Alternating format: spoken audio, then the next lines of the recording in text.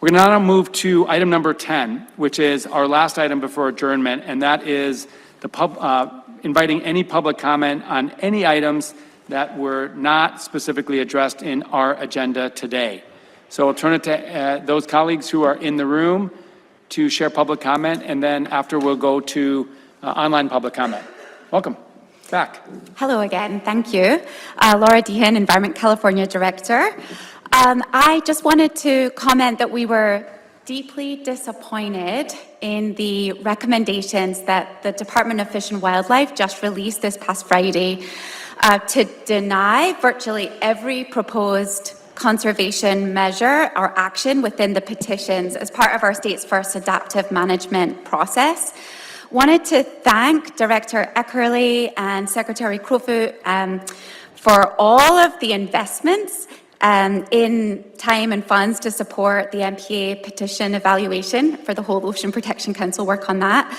And also for the letter indicating that the Ocean Protection Council is going to act in your policy leadership role to make recommendations that consider the latest science and any new developments that were not part of the department's analysis because they had to stop, they had a cut off about over a year ago. Two major changes I wanted to highlight since the creation of the MPA network that deserve adaptive management, we think. The first is the drastic loss of our kelp forest habitat, and the second is the severity of new marine heat waves that are far worse than anticipated when the MPA network was created. We know restoration is no substitute for effective conservation, and we have a chance to conserve some of the last healthy kelp forest habitat right now. So there was key new research that came out since the kind of stop-off point from the department's work. One new study that was published in Global Change Biology by researchers from UCLA and Stanford that showed that California's own kelp forest habitat in marine reserves was more resilient to marine heat waves. And the second was research published in April, Nature Communications Journal, that showed that kelp forests really need more conservation action in light of marine heat waves getting more intense. And so that's why there's very strong support, over 30,000 people, kayakers, divers, and then dozens of the top marine scientists who are supporting Petition 33. So I wanted to draw your attention to that. Thank you. Thank you.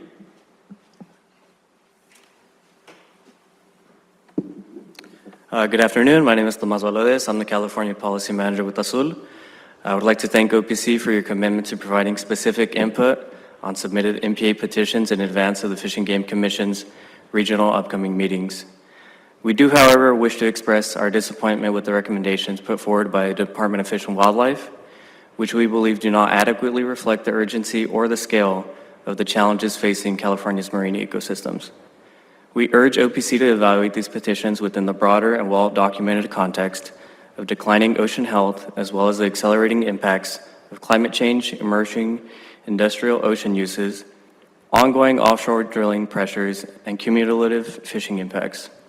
This moment presents a critical opportunity to advance the conservation and recovery of vulnerable marine habitats, including kelp forests, eelgrass beds, and rocky reef ecosystems. Thoughtful action now can meaningfully improve ecological resilience and long-term ocean health. Such actions will benefit not only imperiled species and habitats, but also millions of Californians who depend upon and value a healthy and productive ocean. Thank you. Thank you. So Keith, you have the floor. Thank you.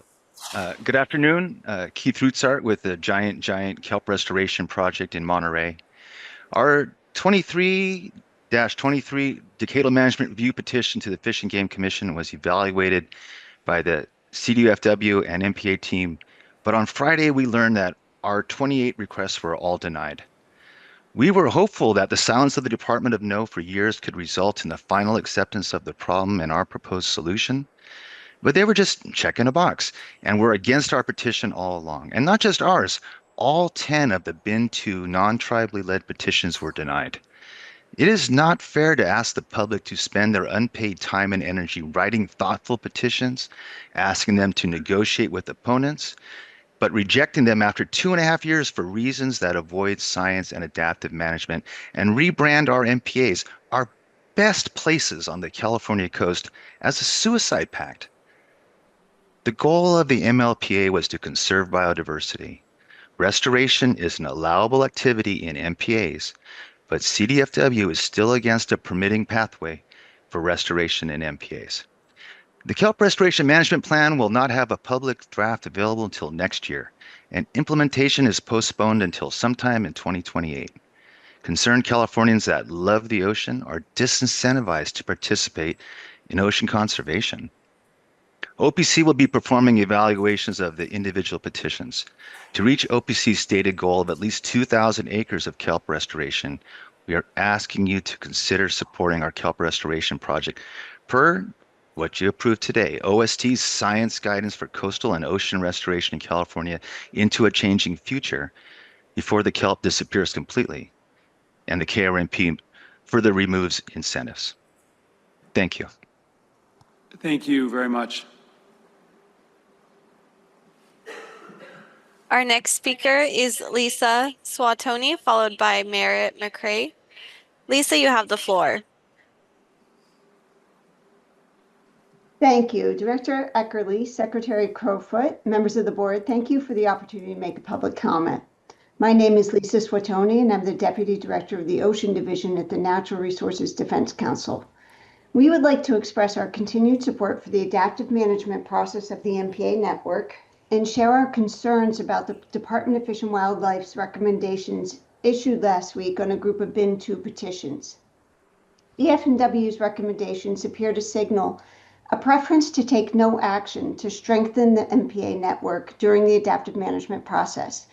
We believe that that would be a risky outcome, given the rising pressures from climate change and the ever-expanding usage of our coastal waters, including, for example, expanding aquaculture and the development of offshore wind.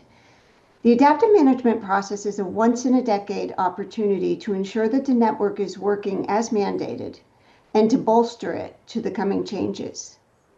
We would also like to thank the Ocean Protection Council for your strong letter to the Fish and Game Commission, articulating your central role in the management of the MPA network and the importance of seriously considering petitions that aim to strengthen the network. It seems clear that it will be important for OPC to continue to clarify the policy direction for this adaptive management process, particularly in light of the governor's and state legislature's commitment to conserving 30% of nature by 2030. As you point out, California's MPA network serves as a foundation to achieve the state's 30 by 30 law. Thank you again for your continued leadership. Thank you. Yes. Great. Hi, yes, I'm Leslie Adler-Ivanbrook, Program Director with Environmental Action Committee of West Marin. I would like to echo the disappointment on the recently released Department of Fish and Wildlife MPA petition evaluations. While we appreciate the balanced approach that the department took related to Duxbury Reef in Marin County, we're concerned about the disregard for over a decade of community science MPA watch data in the evaluation. Use trends revealed by community science data provide crucial information to understand potential and long-term impacts on marine and intertidal communities and should be used to inform enforcement, education, and potential strengthening of regulations in addition to the CDFW enforcement data.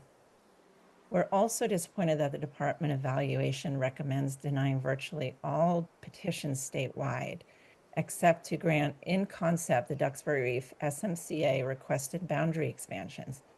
Statewide, that's a change of less than 0.1% of additional protections. The recommendations taken as a whole do not seem to align with the idea of adaptive management, especially in light of the many threats facing ocean health, including from climate impacts. So we thank the Council for their plan to provide additional input on the MPA petition statewide and for prioritizing opportunities to strengthen the performance and durability of the network, including opportunities to build ecosystem resilience and support tribal stewardship and co-management. The MPA petition process is a huge opportunity for advancing ocean health and the 30 by 30 conservation goal. 2030 is fast approaching and California is only at about 22% of coastal waters conserved. The petition process is an opportunity to make real progress towards this goal, one that the Duxbury petition would contribute to. So we look forward to the Council's recommendations on the MPA petitions and encourage the Council to review recent information submitted for our petition, including last November's proposed amendment. Thank you. Thank you. Do we have a chance to hear our last public commenter? Can you hear me now? Yes. Great. My name is Steph Wald, and I'm calling in about the proposed Point Sal MPA. As a founding member of the Dune Center in Guadalupe and resident of Oceano, where I can see Muscle Point from my home, I'm a longtime visitor to the Point Sal area.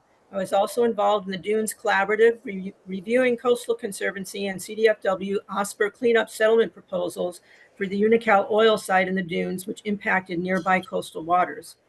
I respectfully request you help protect this sensitive and spectacular area by urging the Fish and Game Commission to approve the proposed Point Sal Marine Protected Area.